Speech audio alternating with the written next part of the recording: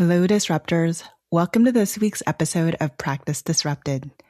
As we take a short break between seasons, we're replaying a few standout conversations from the podcast archive, episodes that continue to shape how we think about leadership in architecture.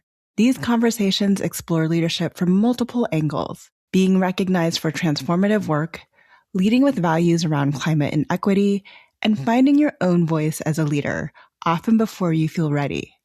Together, they remind us that leadership isn't just about titles or moments of recognition. It's about showing up, advocating for what matters, and helping move our profession forward in meaningful ways. Whether this is your first listen or a return to a favorite episode, we hope this replay offers perspective, reflection, and inspiration. Season 12 of Practice Disrupted returns on February 5th.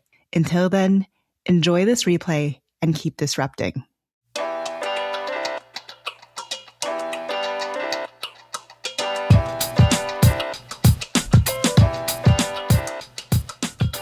Hello, listeners. Hello, Janine. Hey, Evelyn. Hey, Disruptors. Today, we have a very special group of women on the podcast, the 2022 recipients of the Whitney M. Young Jr. Honor Award, Writing the Vortex.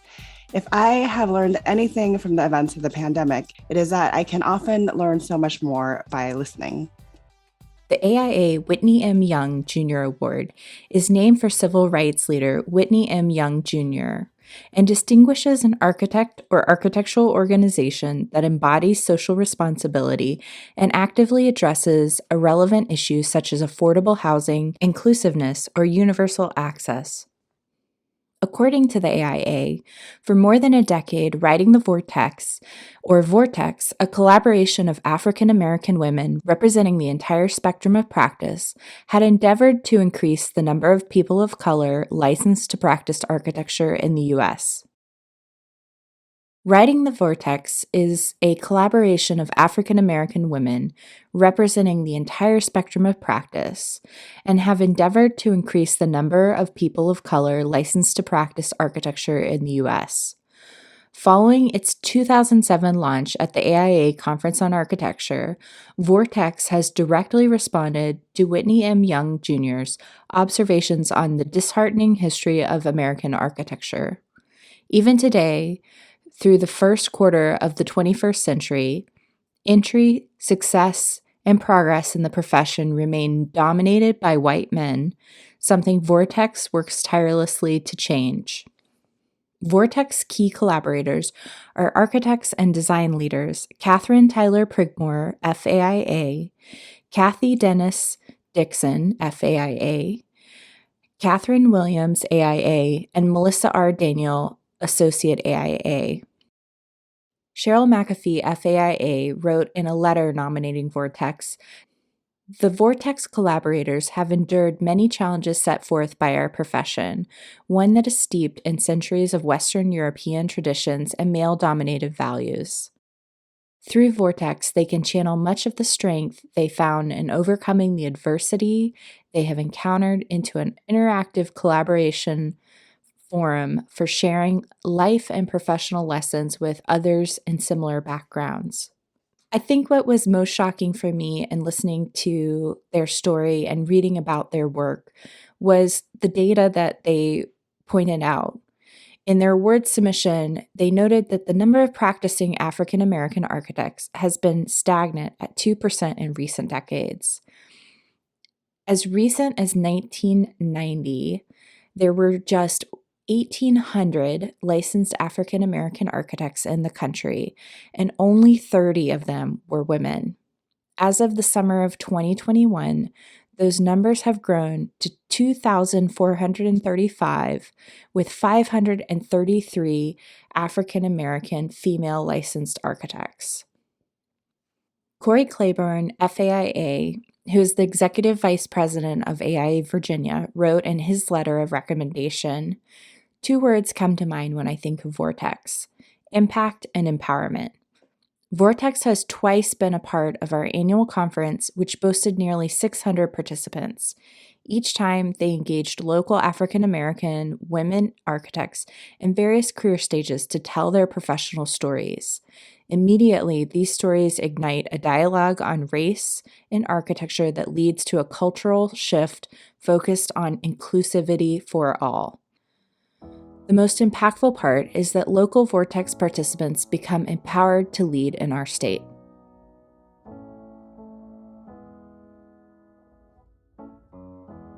I can't think of just one incident that made me want to start writing the VORTEX. It's a myriad of things that made me interested in just passing on knowledge that I gained to others.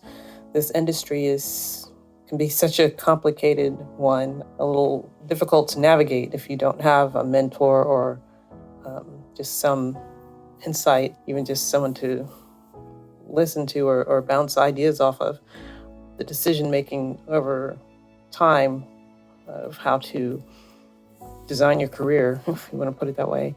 Just sharing what information that I gained with people who are coming behind me. That's always been an important aspect of my career. The mentoring and the giving back to others, I would say. Everything from, should you go to graduate school, what degree, should it be architecture degree, what firm to go work for, what kind of building types do you want to focus on. It's just when to take the exam, how to study for the exam, all these things. You have to make these decisions in order to be successful in your career, and you have to make them early on. And if you don't have someone helping you to make these decisions, then I think it gets a little more difficult to be in this field. So a program like Writing the VORTEX, which is a support system for those who are in the field who are trying to navigate their own careers by having several other folks who look like them and maybe have had similar experiences, issues, and they can pass on knowledge that they've gained. I think it's a very important aspect of Writing the VORTEX. My own father was an architect, so in some ways, maybe I had an advantage, but at the same time, I didn't really know what he did on a day-to-day basis, and he was never became licensed. And I always thought maybe if he had a mentor, he might have gotten licensed and been one of the pioneering architects that we always refer to in NOMA as the people who came before us. But I mean, in his career, he was an architect for the government for 25 years. But when you work for a government, you don't necessarily have to get licensed to work as an architect. So that just always was something I wondered. If he had that mentorship, he would have gone ahead and gotten licensed. And then there may be other people out there like that. Maybe they just didn't have someone helping to navigate their career decisions to get licensed or just move forward in their careers. Once I gained the experience myself, I more than happy to share with others what I learned and pass it on. So I think just an important thing to do. No sense in keeping the information to yourself. My story is unique because I grew up with writing the VORTEX, if that makes sense. I was fortunate enough to go to a high school where students were allowed to intern. So I think like sophomore year, you find an internship, and usually the internship would be surrounded by any interest that you want to pursue as a career. In the 9th grade, there was an architecture program at Howard University, and from there I was hooked with architecture. That's where I met Barbara Laurie, Shauna Stallworth, and Ed Dunson. I think Ed was around there too. She worked at a firm called Devereux and Purnell. I also attribute this to Shauna Stallworth, who planted the seed that I should ask Barbara if I could intern at Devereux and Purnell. And so I did. That relationship grew, and not just Barbara, but with other people at that firm. So I grew up with Black architects. Like, that was my first introduction into the field. I didn't realize how blessed I was to be surrounded by Black architects, or even have the knowledge of how rare there were. This was like decades ago. Barbara also was part of OBD, Organization of Black Designers, and I would help her out. So there was this one event at the design center, and I told the story of going to the design center and looking at like a $15,000 couch. And I'm like, holy cow, like $15,000 for a couch? Who are these people? And I was a total high school kid, like dripping in, like, look at this baby here. Like, what does this baby do? Whose daughter is this? You know, I was exposed to it from the beginning. In college, I would go back and have them like critique my work. They truly helped in navigating the profession. Once I graduated and I came back to DC, I reconnected with Barbara, and that's when she did the 200 plus. I was part of VORTEX even before there was a VORTEX. VORTEX was always there for me. It was just another event. So, and I didn't think at the time it was a big deal. It was just, you know, us Black and brown folks getting together talking about architecture. Only when I became the minority in architectural firms, when I became the minority in college, that I realized the importance of us getting together. But growing up, it was just like every other day, a group of Black designers. That's like, okay, all right, that's great, good for them. Let's, you know, it wasn't an issue, it wasn't a thing to me.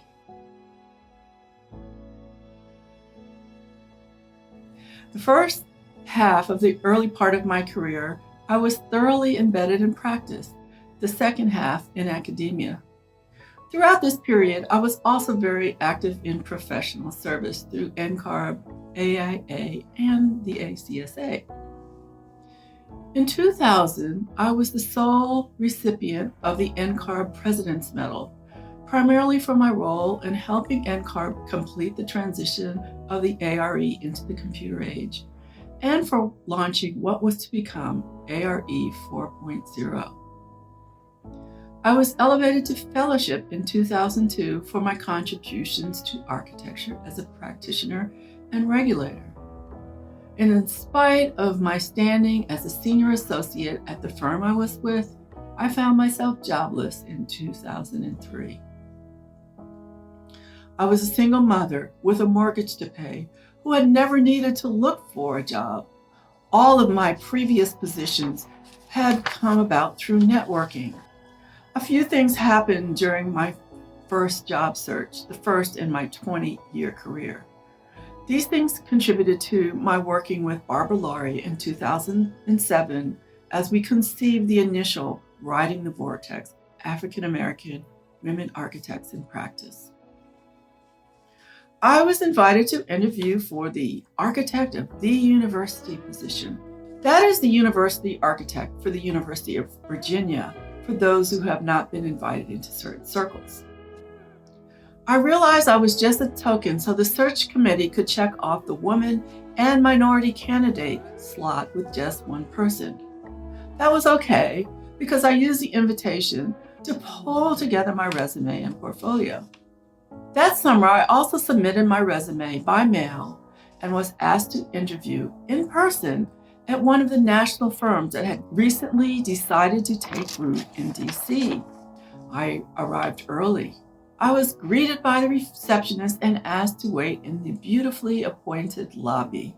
I waited and waited. Finally, an architect came out of the studio, not the principal I had an appointment with. This gentleman asked me to sit at a small table so we can talk. And I had a brief, very brief interview. Needless to say, they never contacted me to let me know that I was not selected for the position.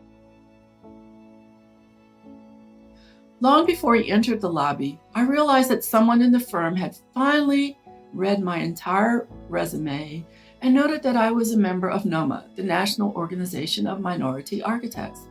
And in other words, I was not going to be a good fit for the firm. even though I had a resume that just about any architect in the world would die for.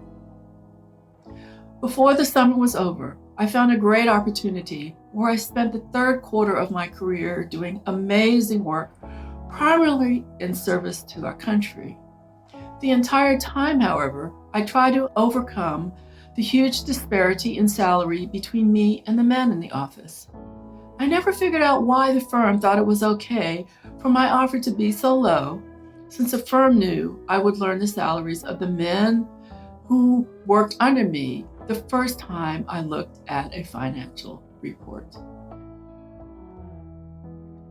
When I was invited to participate in VORTEX, one thing that made me want to say yes was the fact that I did not see other Black women architects when I graduated from school and was in the profession. Going to Howard as a student, historically Black college, I was surrounded by other Black people, and also not just Black people from the US, but Black people from around the world, and also people from other nationalities and ethnicities. So being in a diverse environment was not an unusual thing for me.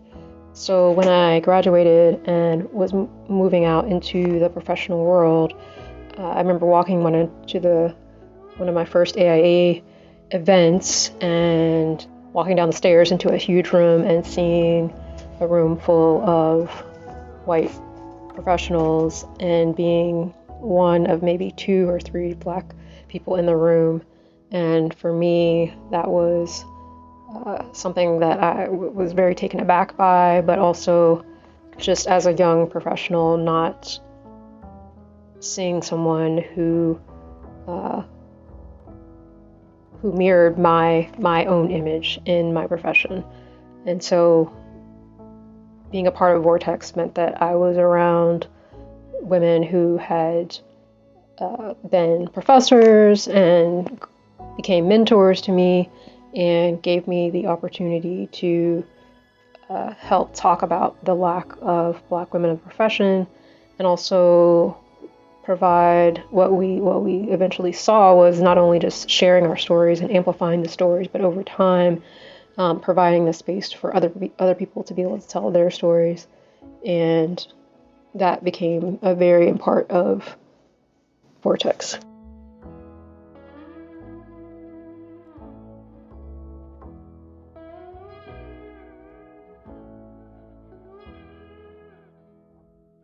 This is part of our ongoing series of diversity conversations to widen the conversation around diverse perspectives in practice. And we feel very honored today to have these women here to share their story about practice, navigating their career, and founding a group that is helping others find their own path into careers in architecture. So without further ado, we're going to first start with a round robin to let everyone introduce themselves, and then we'll jump into it. Kathryn Prigmore will be leading the conversation today as our facilitator. So who'd like to go first? I'll go first. I think we'll go in order of seniority. I've been in practice for over 40 years, and I practice architecture. I've been an educator and a dean, associate dean at an architecture school. I've also been really involved with NCARB, the AIA, ACSA. I think I'm mainly a mentor in all of those roles. That's my broad interest in architecture, other than design.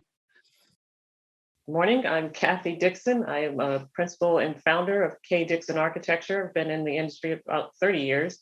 I'm also CEO of WMCRP Architects, and I'm a associate professor at the Department of Architecture at the University of the District of Columbia, and past president of the National Organization of Minority Architects. A small thing there, Kathy. Yeah.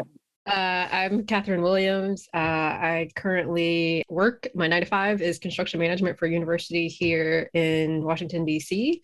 I've done lots of things in my career along the path of architecture and design, including traditional firm work, working for a developer, and also working for a general contractor. In addition to the design work and construction work I've done, a lot of my Off-hour stuff is about writing and supporting specifically Black women in architecture, but just supporting people in general, I think, especially Black people become architects and get licensed. My name is Melissa R. Daniel, born and raised in Washington, D.C. This question has always been difficult for me. My 9 to 5, I guess, I've been working in the government sector for 10 years plus, probably going on 15.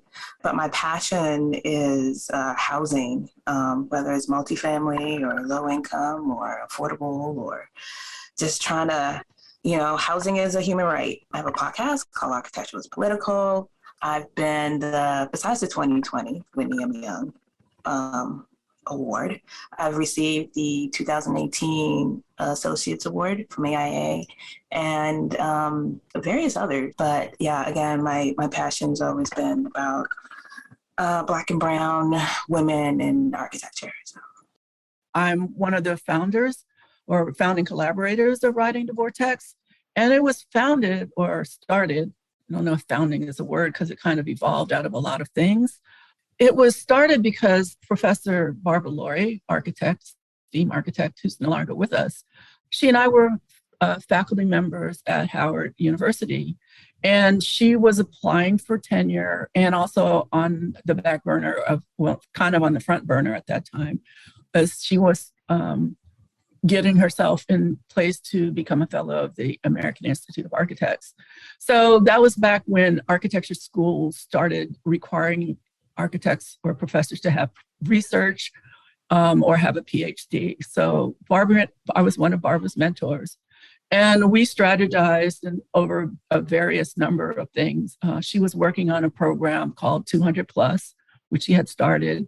She also taught a class on African-American women architects, an elective. And then we came up with this idea because it's really important for research to have a broad impact. So it was getting ready to be time to submit for AIA conferences in 2000, for the 2007. So this would have been in 2006.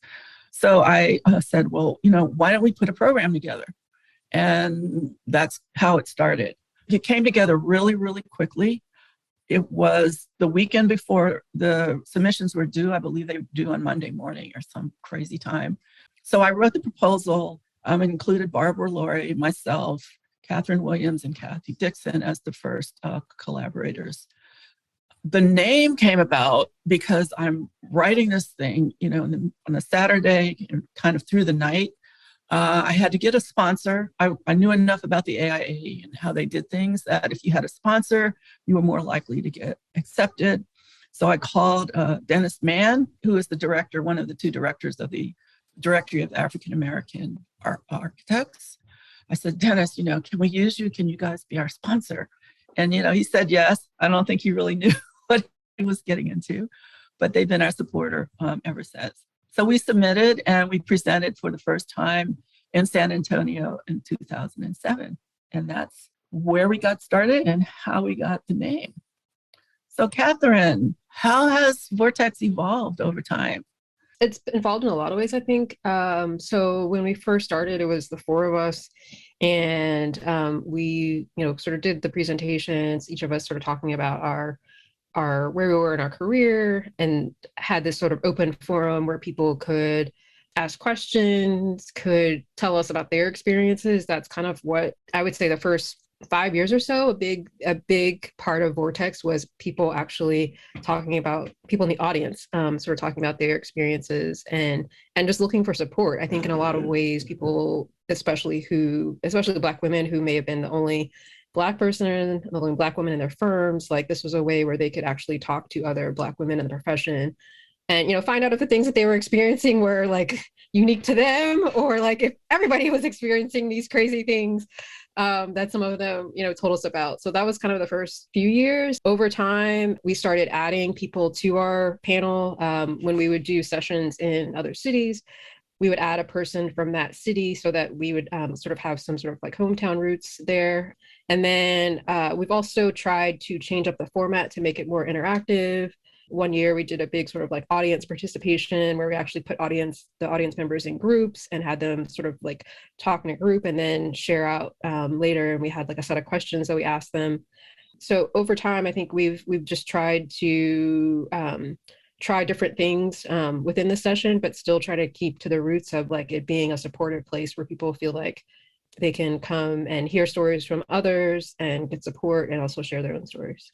Could one of us give a little impression of what it's like to be in a VORTEX session? What happens with presenters, the audience? Sure, I can speak to being a panelist. It's a lot of energy in the room. It's very inspirational.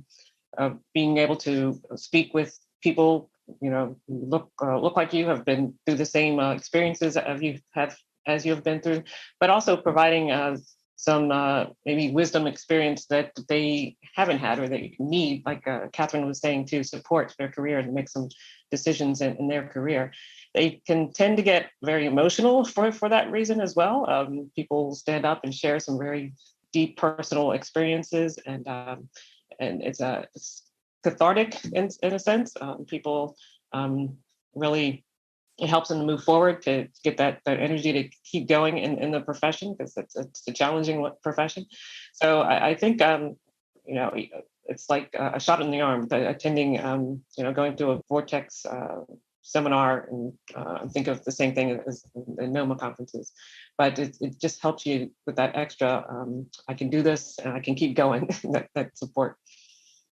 Melissa, you followed us since you were much younger. What was your perspective as you saw us evolve? What was it like watching VORTEX evolve from the outside? I think what was amazing to me was, and again, is my perspective, right? Like my lived experiences, the amount of women, Black women, saying that they never met a Black architect. Like that blew my mind. Like I did not know how many women out there did not know that people like them, that look like them, existed. This is a privilege that I had, growing up in Washington, D.C., and being the majority, looking at Black professionals, whether it's in construction and engineering, and like just being exposed to that.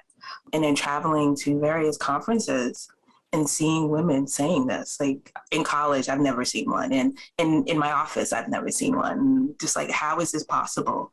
And how isolating it is. Like, that's the crazy thing about it. Like you're in a room and you're like the only one. I mean, it's not just be the only female, but being the only brown person in the room. And, I've had that taste before, my own personal experiences, and it really affected me. And I always had one thing about VORTEX and the panelists, the core panelists, I can always run to and say, oh my goodness, this is my experience. Like, imagine if you didn't have anybody else to have that conversation. Going since 2007, how important, how many lives we affected in that. Yeah, my background was a bit different from most of us.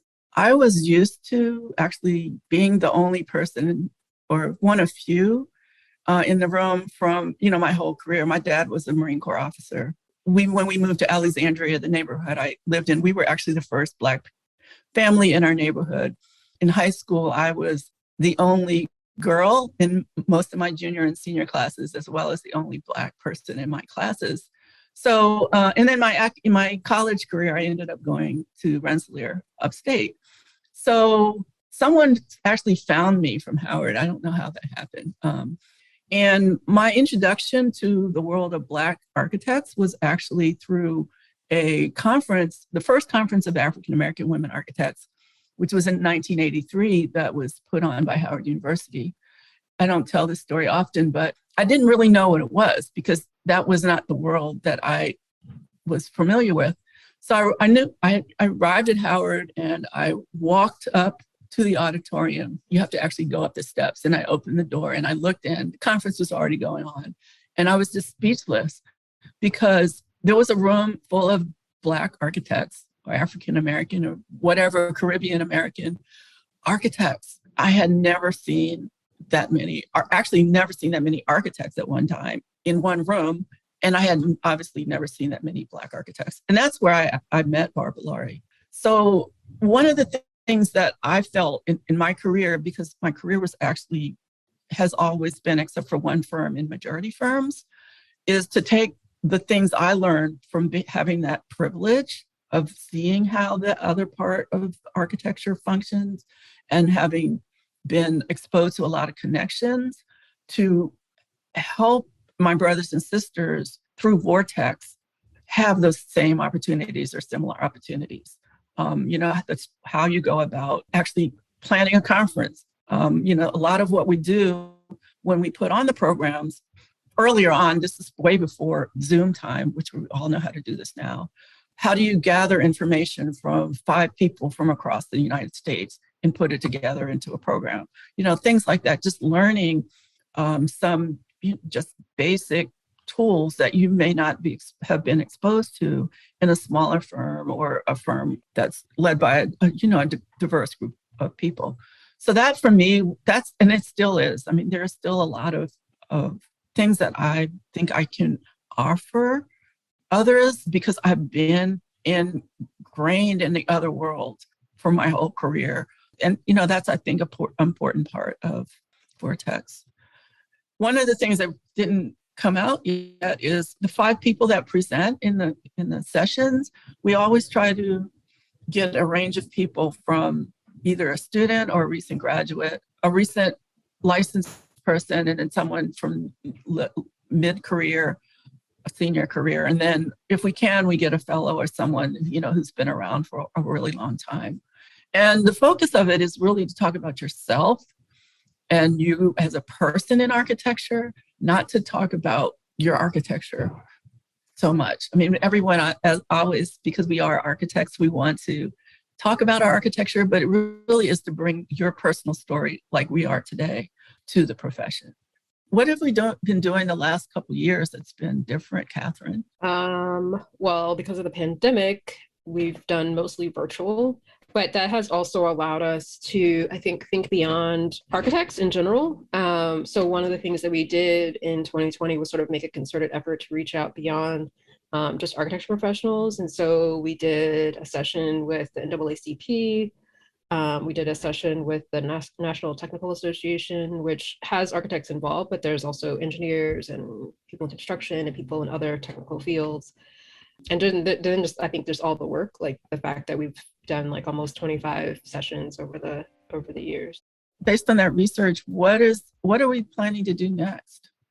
We just, the last one that was presented was a little bit different. I think you, Kathryn, you were the host for several fellow women architects who were very seasoned, I would say, veterans in the industry. Yeah, can you share more about how that one came together? We actually did so much over the COVID times, as I call it. It just is just crazy. Yeah, I invited the first, 6 living women fellows to do a Vortex. And then we also had a piece on Norma Sklaric, who was the first fellow. We're working on an article. It's supposed to be published really soon. However, we're so busy, we're not sure if we'll finish it, but it's one of those like things that we've got to do. But that was really exciting. And actually in the background, what didn't come out of that is all the information about their careers and all the amazing things they were doing and had done that I had no clue. And that group of 6, the reason I stopped there is because we were the early fellows and we supported each other as much as we can. Those, again, the days before Zoom and the days before the internet and so forth. But we formed kind of a group of more senior women who made their way through the profession and excelled in a wide range of activities. So I think because we're in the middle of doing this, we all forgot, or we're forgetting, we discovered in the analysis of the data that the African-American men or the Black male architect need support in the way that Vortex has helped the women. We've increased the numbers from about 175 to What is the it, number Kathryn? now is 539. It's probably actually closer to 550. One of the side things that I'm doing is sort of helping with the directory, which Kathy mentioned was how, the sponsor of our first session. So the directory has changed hands from being hosted at the University of Cincinnati to being hosted by NOMA. So one of the things that I've been trying to help with is as that transitions to a more robust database that NOMA will hold and sort of be able to have those statistics and be able to start using it actually as a research tool. So it's been sort of that.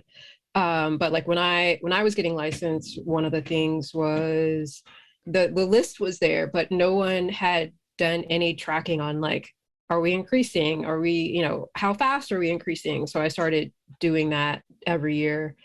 So because of that, I got asked to sort of be on the advisory group that's helping as the directory, like I said, goes to NOMA. And right now it's just really a static list online, but the goal is for it to be sort of a more dynamic and interactive tool that people can actually go to and have more information on the architects who are listed there in the future. So right now the number is 539, but I know that there's I think 6 or 7 people that we got to add to the list this month.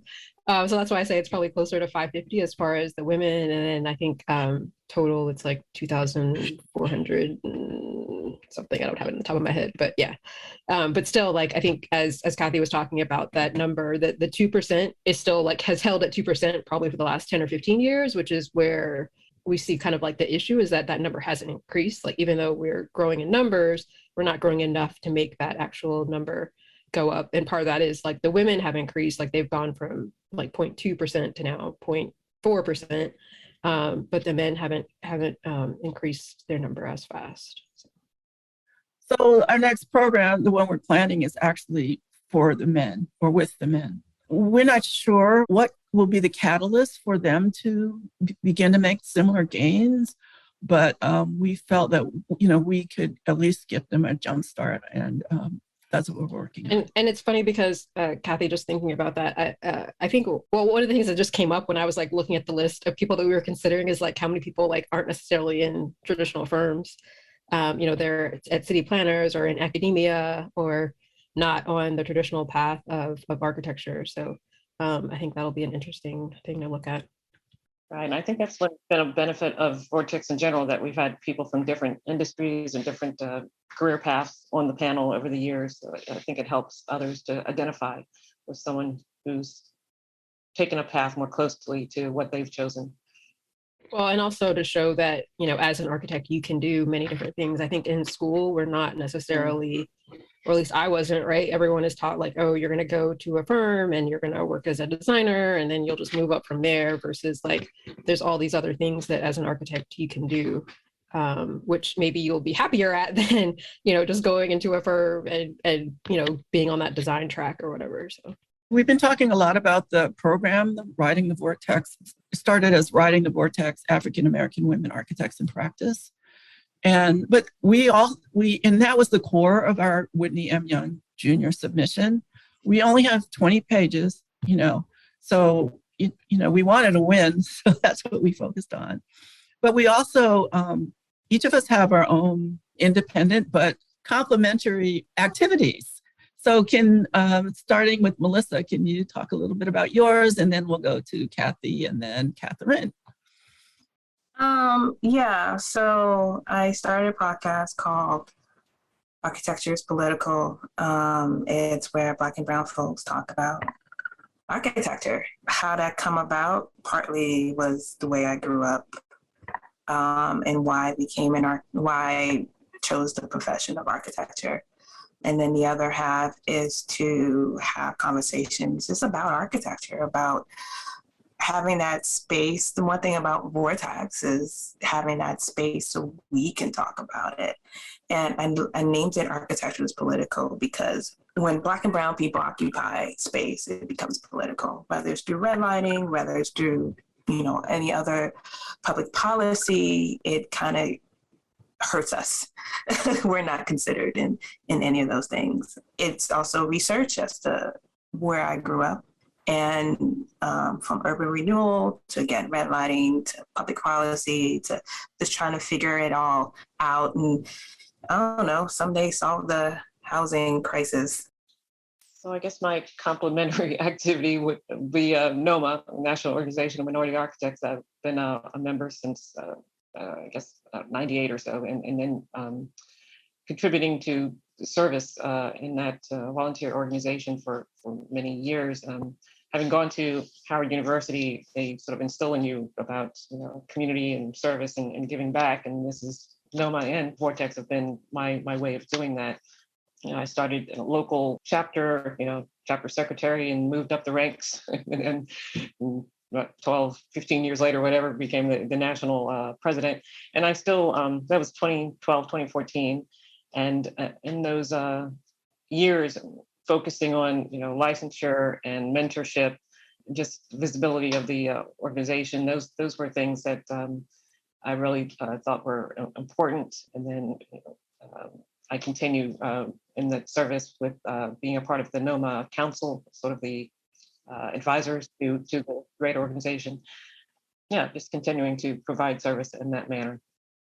So the Black Women Architecture Brunch is probably between that and ARC Stories, they're probably the oldest or the longest that I've been working on. So the Black Women Architecture Brunch came about because I met a young woman in DC, and I had lunch with her, and she was interested in architecture. Well, she was an interior designer architect, but was talking about starting her own firm, and I started asking her, if she knew people like Kathy Dixon and other people who I knew were at senior levels in firms, and she didn't.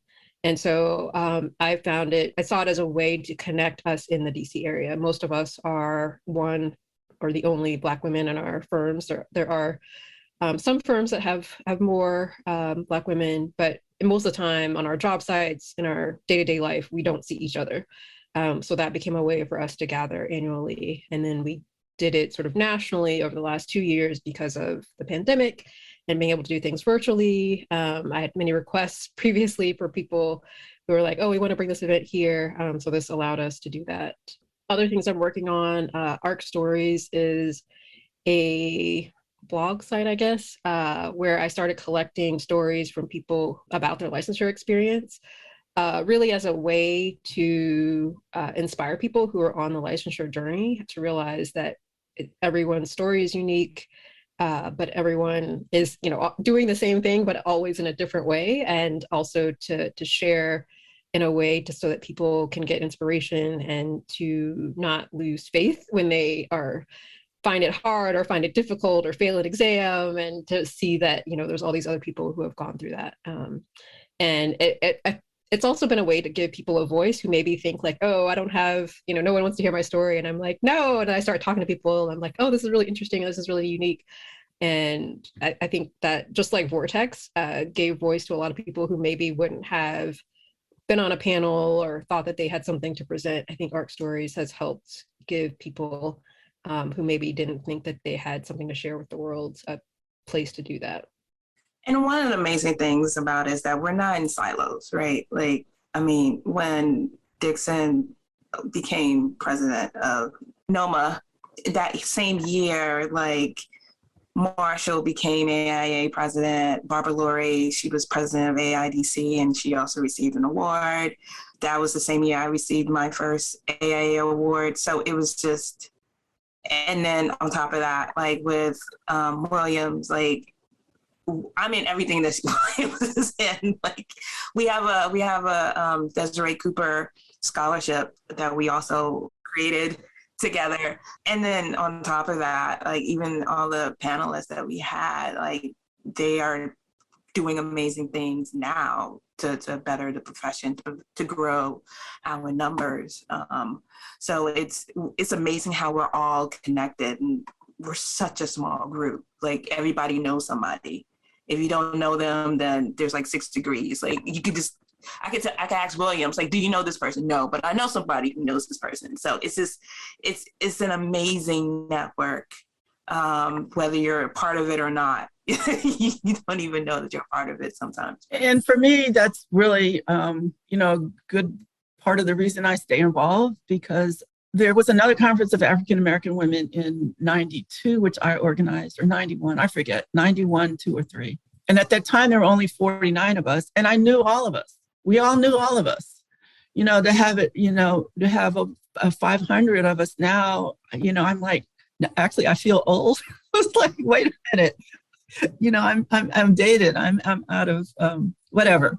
But I want to also say that for me, because I was a workaholic for all my career and really had no little time, and I was a single mom, what I did a lot was insert some of the things that we wanted to do or needed to do as African-American women into other organizations. So for example, I've been involved with women in architecture in the DC area. We have actually Northern Virginia, AIA DC and AIA Potomac Valley have a single chapter of women in architecture. And then we also do things with AIA Baltimore. And that's actually a multi-generational network. And a lot of us have been involved for decades. It's really another really cool group. But one of the things that we did, Melissa and I were 2 of the 5 coordinators or leaders of the 2017 AIA Women's Leadership Summit. So I don't know if anyone other than Melissa figured this out, but we were really, really committed to having an African-American woman be the keynote speaker. And that was Dina Griffin. There was actually some opposition to that, but we prevailed. And, in a lot of ways, it's because we are empowered to give other people the opportunities to be out in the limelight that deserve it, that may not have the connections to the system to be out there. So from my perspective, I'm always in the programs that I'm involved with or groups I'm involved with, I'm always trying to insert, this other agenda, which they probably don't have any idea what it is, but it is to try to get more African-American women out in the limelight. And I just want to add something too. It's kind of exhausting to continuously push for representation. It's, whether you're a woman or a minority, it's extremely exhausting to have on your plate. Now, every single African American or Black or brown that I know has multiple jobs. Like, you're not just your 9 to 5, and architecture is not 9 to 5. You have that, and then you have your family, and then you have all these other extracurricular activities that you want to push towards to make the profession better. Like, no matter what activity it is, whether it's podcasts, whether it's being a leader in an organization, it's exhausting. It's tiring, but yet we muster up the strength to do it day in and day out. Like, this month, I don't even know how many times Prigmore told me that she's tired. Like, she is like, I'm exhausted. I have so much work. But she's still here. She keeps pushing on. And same thing with Williams. Like, the amount of stuff that she is doing, it's ridiculous. And for the younger folks, for the generations that are, coming up, unfortunately, they are also going to be burdened with this because there's still, Black women who have never seen an architect that looks like them, which still boggles my mind. I had a conversation with a woman who graduated from Tulane, and she's like, I've never seen a Black woman architect. I made a reference to Chris Cross, right? 90s Chris. I don't know if you guys remember this. And the other person was named Chris. And I was like, oh, and I made that reference. And he was like, I was born in 1995. And I was just like, I'm done. I'm over it. Like, it's over. It's over. But needless to say, they have a program because they're tired of the architecture education not being inclusive. Is he white? He's white, right? It's an endless cycle. We can't just... No, I just bring that up as a fact of like, it's not just Black people pushing this, right? It's also like white people who are like, why is my education only white, male, Eurocentric? And recognizing that that they're not getting everything that they deserve, need to see in the profession. Right. And the other person was Michelle. Michelle is a black woman, I was gonna say, who went to a Midwest school and then a Southern school. My point is it's never done. VORTEX, even though we're morphing into something else because of, the times are changing. And there are amazing Black women who are already like bringing forth acknowledgements of Black and brown architects. I will say that one of the things that I'm trying to get better at is trying to empower some younger folks to be leaders in things like the brunch and other things, so that I can start being more like advisory and not feel like people are like, oh, that's Katherine's thing. And I'm like, no, I mean, yes, I started it, but it doesn't have to be my thing, right? Because if people want it to continue, then it needs to be other people's thing as well. And other people need to feel empowered to start putting their imprint on it and taking some ownership of it, I guess, maybe. But like if it's going to continue beyond me, then I feel like that's something that, I mean, just like we talk about firms, right? Like the fact that Black firms like disappear because their owners haven't thought about secession. I think we have to think about that and how we empower the next generation, the next group of people who want to see the work that we're doing continue. And that is, one of the foundational missions of VORTEX. There are several. It's really hard to describe it all, at once. If VORTEX wouldn't be here, if Katherine Williams hadn't taken over organizing them when I just got way too busy, it just, she took it over. And it's, the four of us, it's really unusual. We are collaborators. Some of us are better at some things. Some of us are better at others. And if we get in a time crunch, we know one of the others is going to be there to pick up, where we can't come through. And that's actually one of the lessons, I guess, that we want to give to others that participate in the program or hear about the program. It's not about us. It's actually one reason it took us so long to apply for the Whitney M. Young Jr. Award, because we're not here to get an award, but we do realize the value of the award is to give us a broader audience, to let more people know about it. And as you heard, it took us a year to put together our submission. And that was an intentional process that we went through. One of the things I think we're supposed to convey through this conversation is how can other people become involved with VORTEX? How can others support us? Kathy, do you have any insights? Well, certainly people can get involved with the discussion or the ongoing seminars and sessions. Is just get in touch with any four of us or anyone who's been a panelist or collaborator in the past. Certainly, we're still doing those sessions and are interested in having new people join the conversation and join the panel. So they can reach out to any of us for if they have that interest. I mean, we do kind of have I created an umbrella website, Black Women in Architecture Network, which VORTEX is under that, as well as the scholarship. And then we have a dedicated VORTEX Facebook page, which, I mean, we post stuff that we're doing, but we also, I try to intentionally, Google search every once in a while, Black women in architecture, because a lot of times, people will have a local article or something like that where, they only their, local circle. I just posted something about a student in Florida, which, I mean, I wouldn't have known about that unless I had gone and searched that out. I have some connections in Florida, but, it's not something that I would have heard about.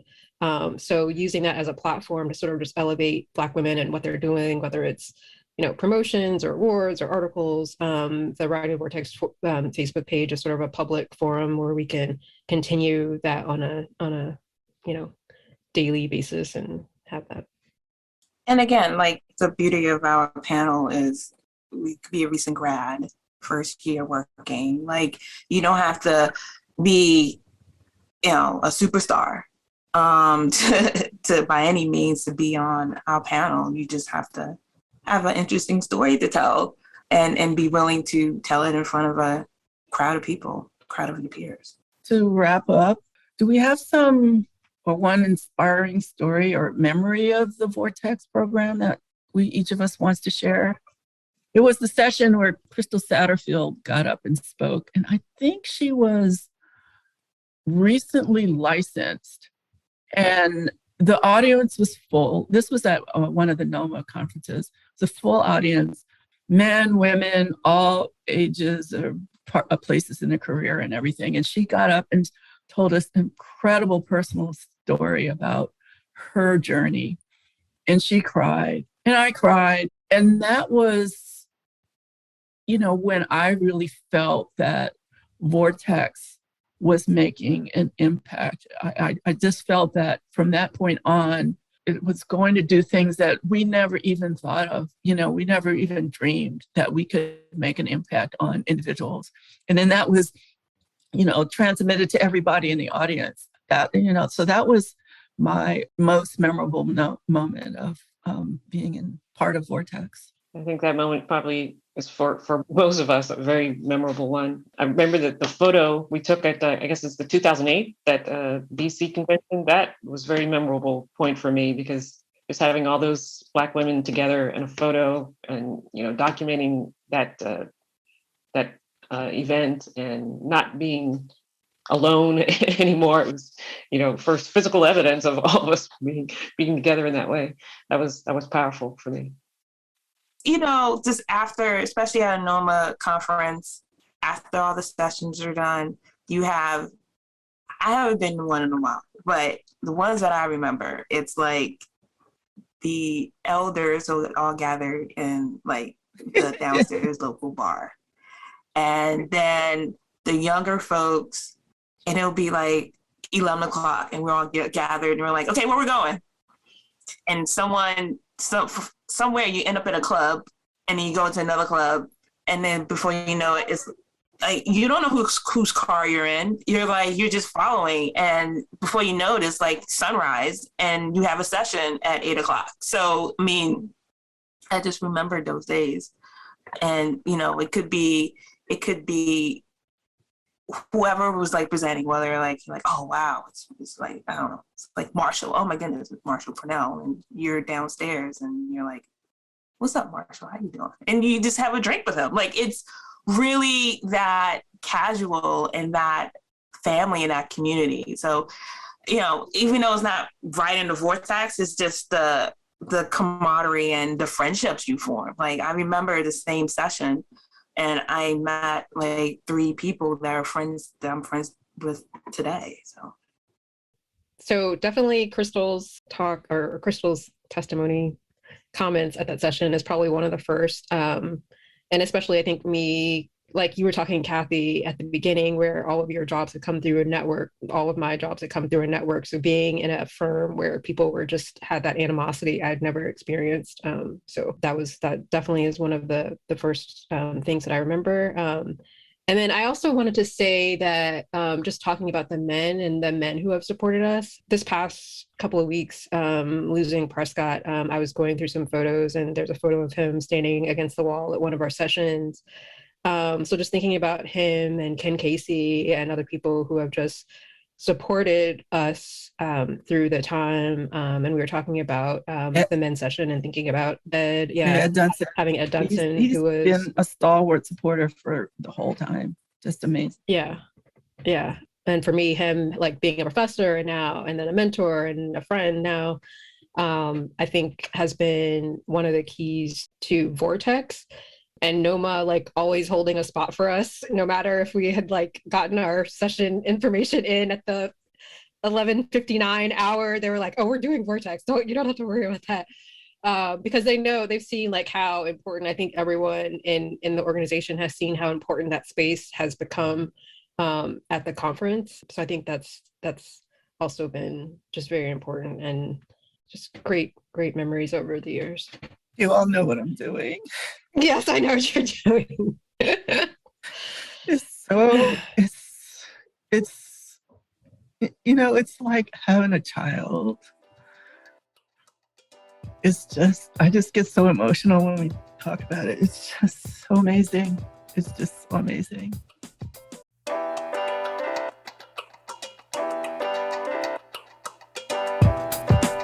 Hi, Disruptors. Thank you for joining us today on an episode of Practice Disrupted.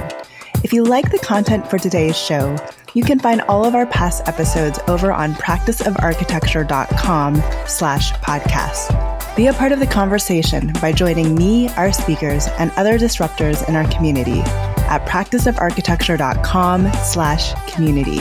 Our social media handle is Practice of Arch. That's Practice of ARCH. We'd love to hear from you, so feel free to drop us a DM and say hello. Tune in next week for a new conversation on change in the profession.